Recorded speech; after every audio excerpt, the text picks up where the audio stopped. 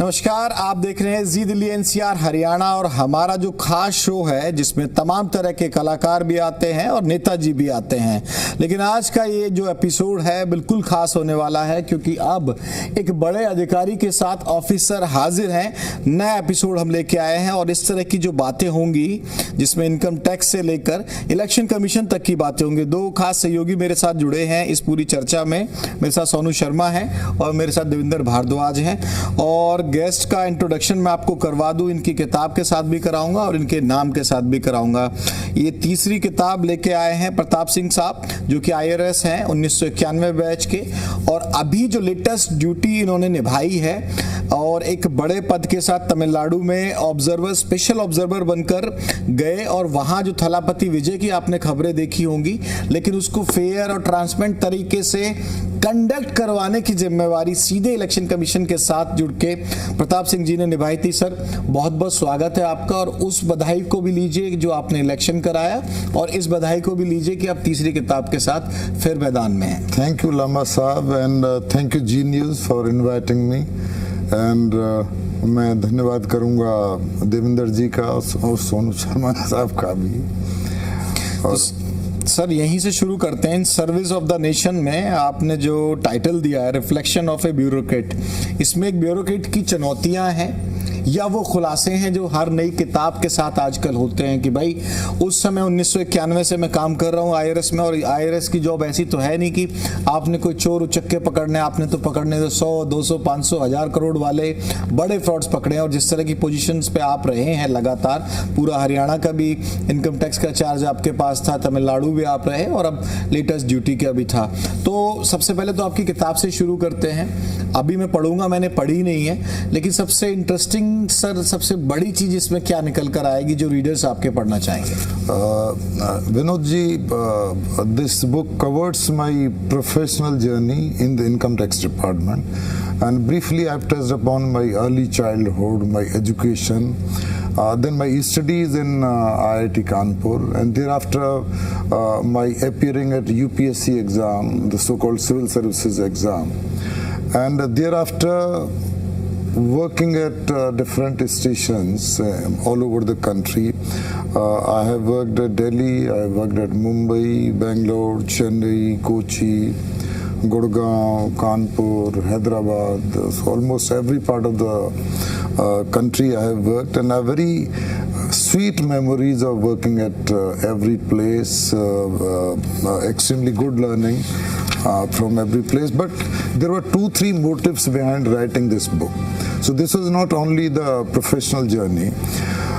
The first motive was as to how to motivate. थोड़ा हिंदी में याद है सर, हमारे जो ऑडियंस है ना कि जो गांव के परिवेश से बच्चे आते हैं, लड़के लड़कियां आती हैं, उन्हें किस तरीके से मोटिवेट किया जाए to aim high. Aligarh side से आते हैं सर? मैं अलीगढ़ में घर है मेरा। प्रॉपर गांव को अलीगढ़? हाँ बिल्कुल गांव, मेरे गांव का नाम हसनपुर जरेलिया, उसका गांव का भी जिक्र मैंने इस बुक में रखा है।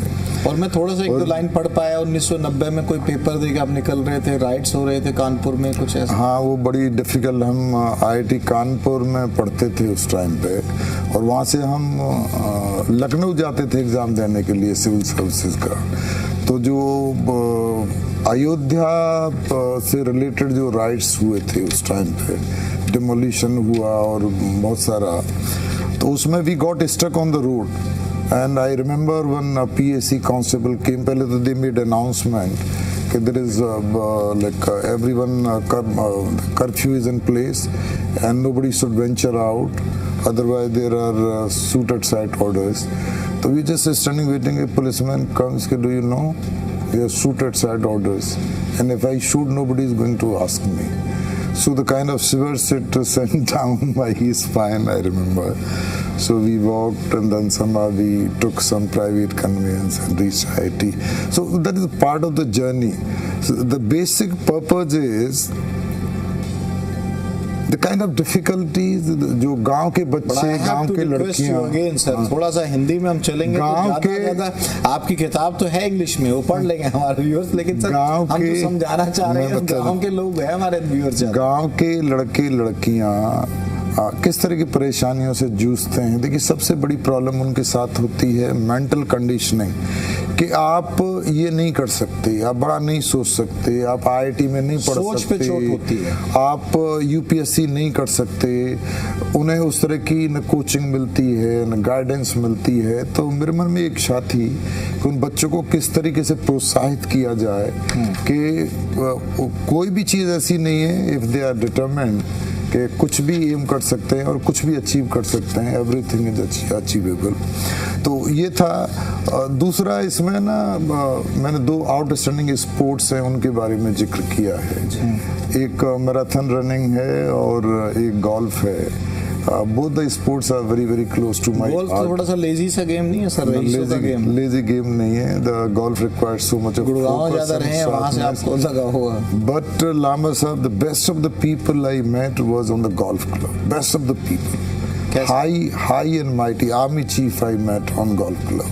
One central minister I played with on golf club. I played with the British High Commissioner on the golf club. Japanese High Commissioner. वहाँ की कुछ कहानियाँ अलग बनती हैं गोल्फ क्लब। ठीक है, so that game is different, but marathon running for healthy living. Country की हेल्थ के लिए बहुत ज़रूरी है कि यूथ किसी न किसी तरह का स्पोर्ट्स अपना एक्वायर करे। And it is not easy. आप 42 किलोमीटर दौड़ रहे हैं। 42 किलोमीटर इज़ लाइक एक मेंटल गेम है, नॉट ओनली फिजिकल गेम कि आप सोचें और 4-5 घंटे आप you are pounding the.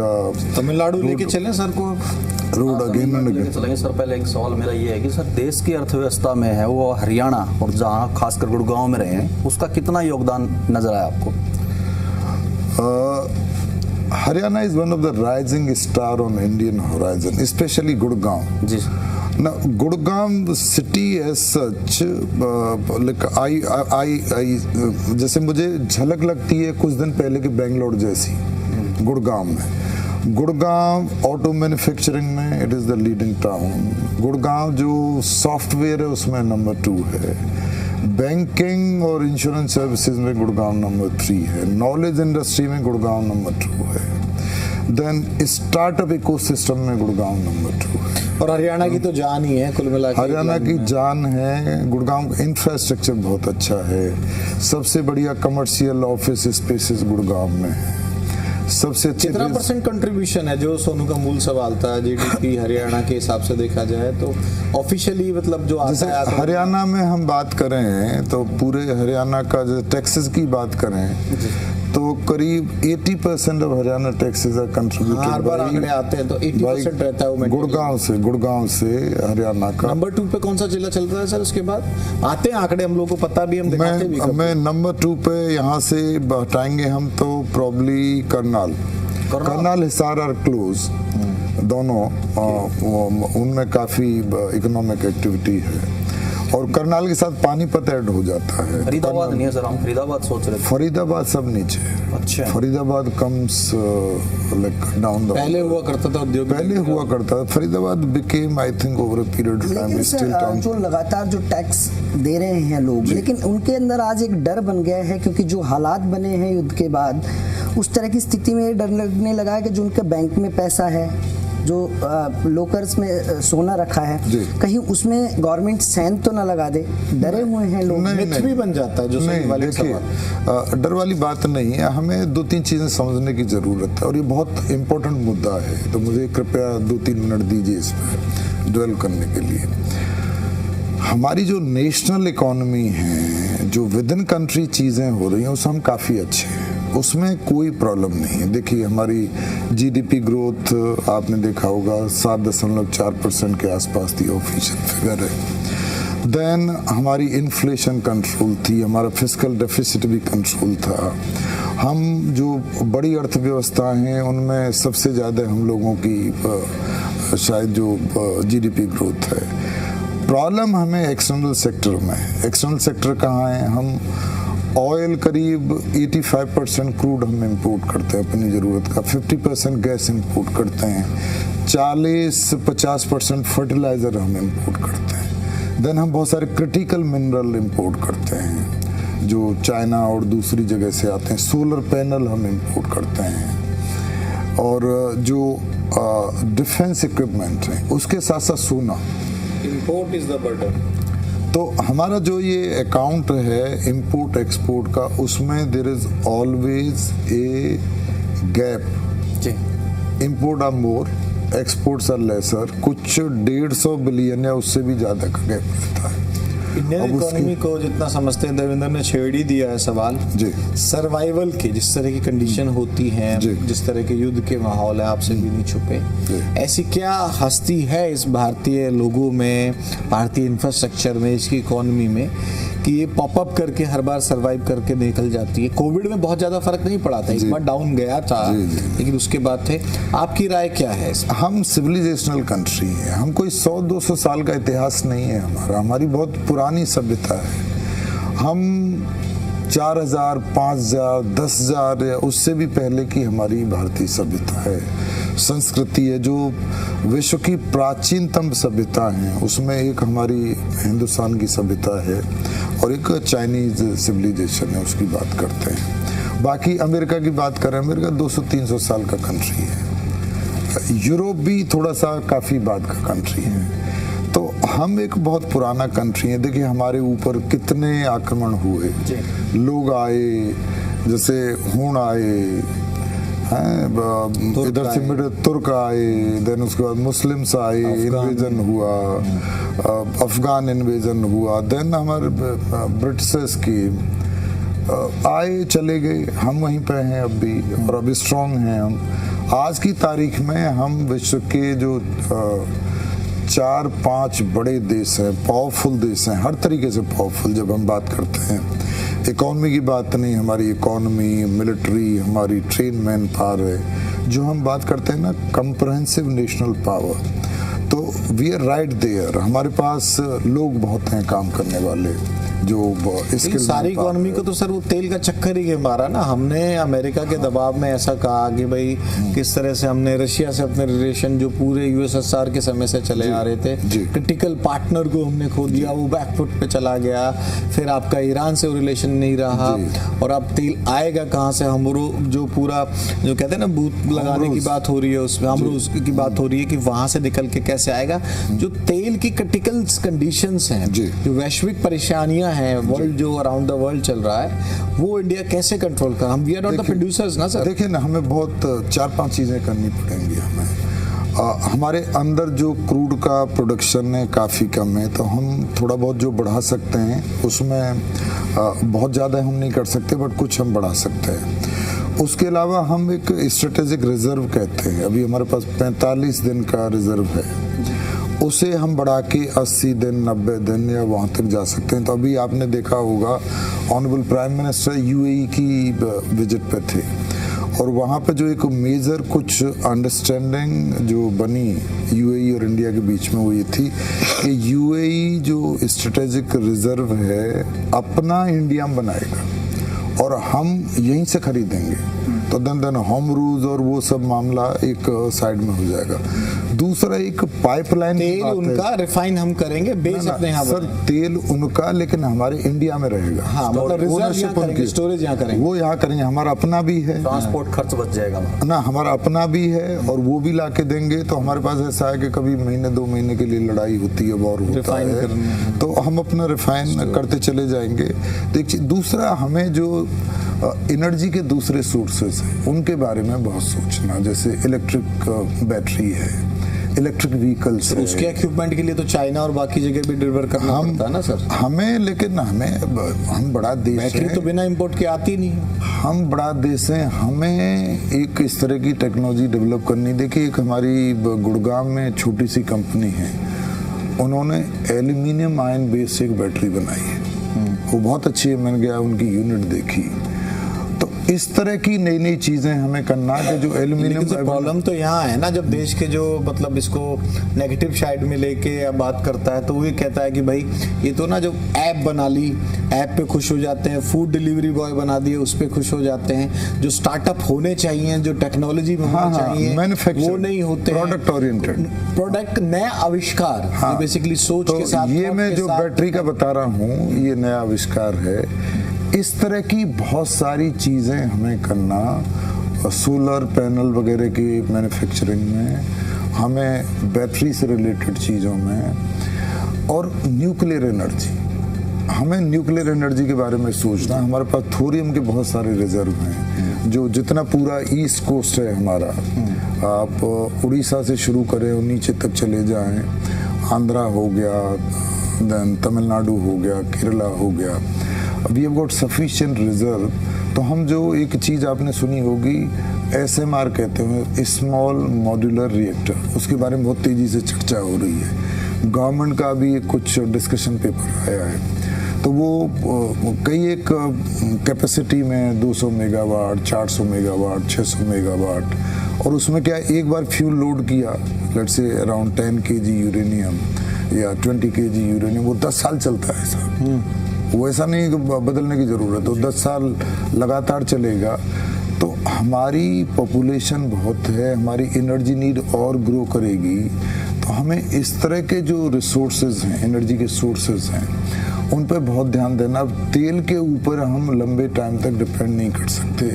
Battery की टेक्नोलॉजी, बैटरी का storage, hydro storage, nuclear power, solar power, wind power, इन सब चीज़ पे साइमल्टेनियसली हमें काम करना। तो सर अब करते हैं चर्चा, विदेश की तो हो गई, विदेश नीति पे क्या क्या करना है। अच्छा एक प्रोस्पेक्ट निकल कर आया कि भाई आखिर किया जा सकता है, लेकिन अब तमिलनाडु चलते हैं। जो लेटेस्ट असाइनमेंट है आपकी, देवेंद्र सवाल करेंगे, और थलापति विजय की जीत हुई, बड़ा सरप्राइज रहा। DMK, AIADMK उनको करते हुए किस तरह का रहा, लेकिन आपका जो रोल था, ये शायद मेरे को पहली बार मिला आपको या पहले भी इलेक्शन में रहा था, उसके बारे में देवेंद्र एक दो सवाल आपसे। बिल्कुल सर, बहुत ही इंटरेस्टिंग इलेक्शन रहा और आपको एक बड़ी जिम्मेवारी दी गई। तो किस तरह का चुनाव रहा, क्योंकि एक शख्स अभिनेता था और नेता बन गया, और नेता नहीं बल्कि नेताओं का हीरो बन गया। वो हीरो बन गया। देखिए, तमिलनाडु के इलेक्शन के बारे में मैं कहूँगा कि आपका रोल क्या था सर? मैं बताता हूँ। One of the most free and fair elections in the history of Tamil Nadu election. देखिए, इलेक्शन से पहले आपने सुना होगा एक सर एक्सरसाइज हुई 12 स्टेट में, तमिलनाडु जो SIR एक्सरसाइज है, Tamil Nadu was one of them. Tamil Nadu में 97 लाख जो वोटर्स थे वो हमने डिलीट किए।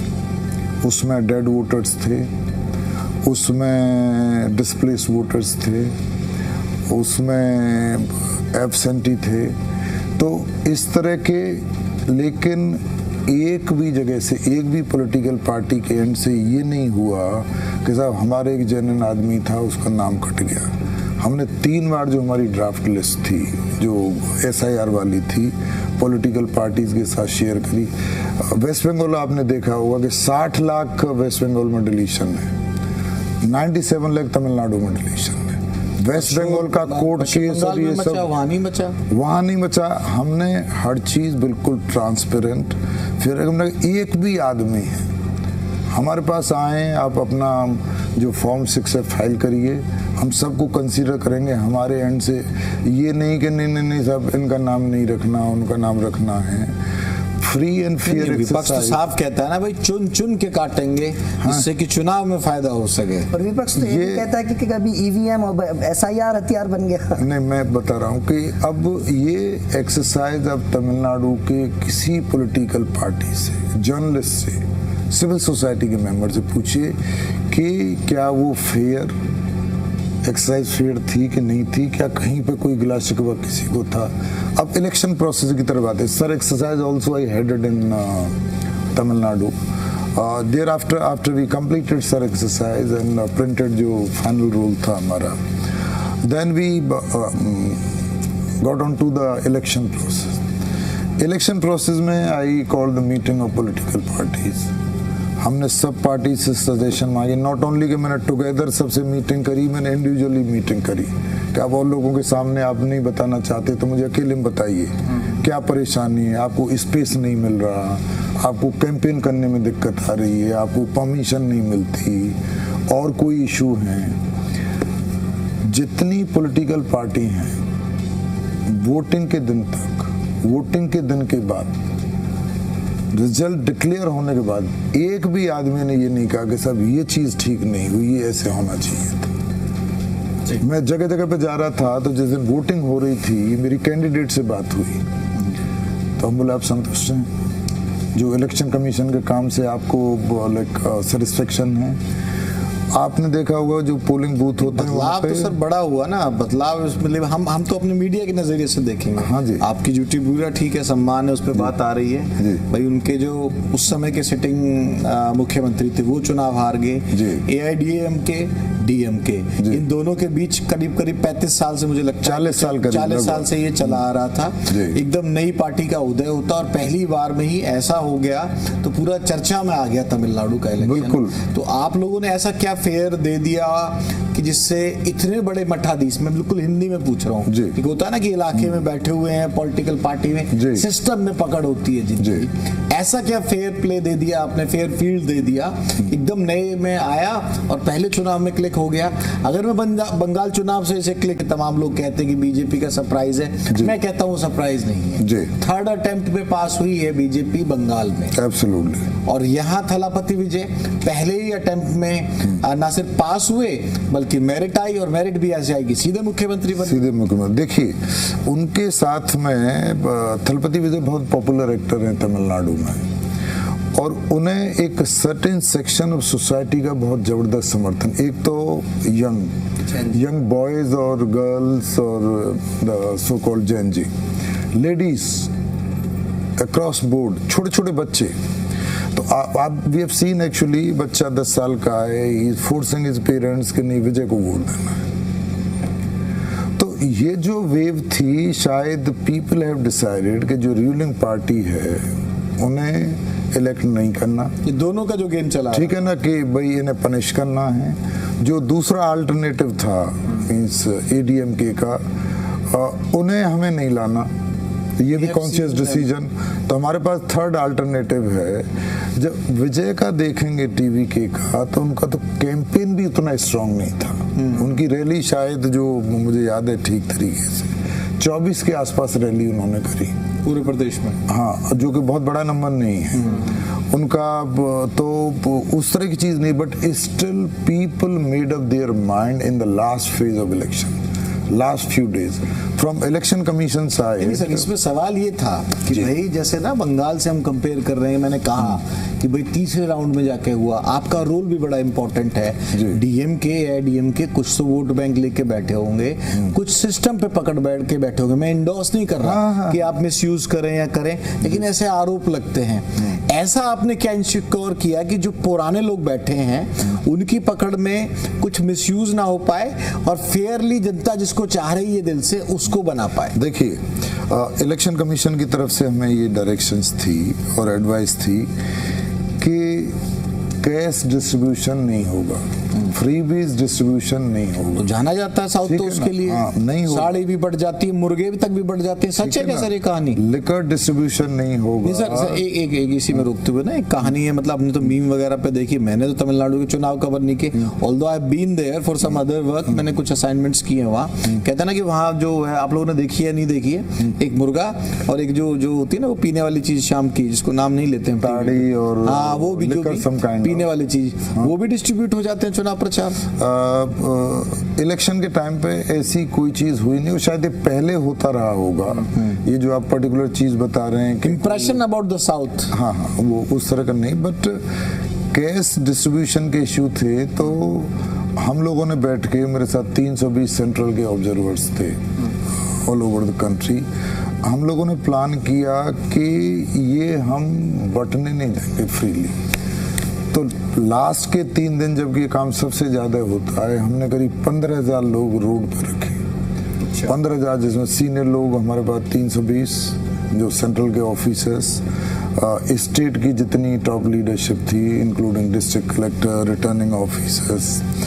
15 मिनट का हम लोगों ने रिएक्शन टाइम रखा। कोई इंफॉर्मेशन आएगी और पूरे दिन से लेके रात को 1 बजे 15,000 लोग जो आपने लगाए पूरे राज्य में, कहते हैं ना भाई, मैंने जितना 21 साल का मेरा करियर है ना, ये सब जो कहानियां इंतजाम है ना, बड़ी बड़ी जगह तो ठीक लगते हैं, लेकिन जब गांव देहात में अंदर तक, गांव तो वहां भी होंगे ना, एग्रीकल्चर लैंड भी होता है, गांव भी होता है, गली कूचों तक और गांव तक ये फोर्सेस नहीं पहुंच पाती है। पहुंचे। पकड़ा सर फिर आपने कुछ अब बताया हमने 1400 करोड़ इंटरसेप्ट किया वहाँ पे, 1400 करोड़ 3 दिन में पूरे इलेक्शन पूरा इलेक्शन के दौरान 3 दिन में काफी हमने गोल्ड कॉइन पकड़े, हमने कूपन पकड़े, हमने कैश पकड़ा। तो किसी पार्टी का था या हम लोग अननोन हमने पार्टी के ऑफिस तक रेड की है। और डीएमके आईडीएमके का जो खुद का उनका कार्यकर्ता कार्डर बेस था जी, वो मतलब इतना मजबूत नहीं था कि क्या उस तरह बच के निकल पाया, और विजय का कैसे कार्डर बेस उससे मुकाबला करना। ना देखिए ना कि उनका कार्डर बहुत मजबूत है। डीएमके की बात करेंगे, formidable party, but level playing field ensure करेंगे, ये हमने कोशिश करी हर वक्त कि किसी को एक अनड्यू एडवांटेज हम नहीं लेने देंगे इलेक्शन के प्रोसेस में। आप प्रचार करिए, जैसे किसी को रैली करनी है तो सबको हम परमिशन देंगे इक्वल तरीके से। किसी के साथ दिक्कत है तो हम कंडीशंस लगाएंगे। हमें डिनाई करना है, नैरो जगह है तो हम परमिशन नहीं देंगे वहाँ पे। और ऑफिसर्स का पूरा एक क्लोज सुपरविजन रहेगा। तो डेली हम लोग वो करेंगे। We had a central control room in Chennai.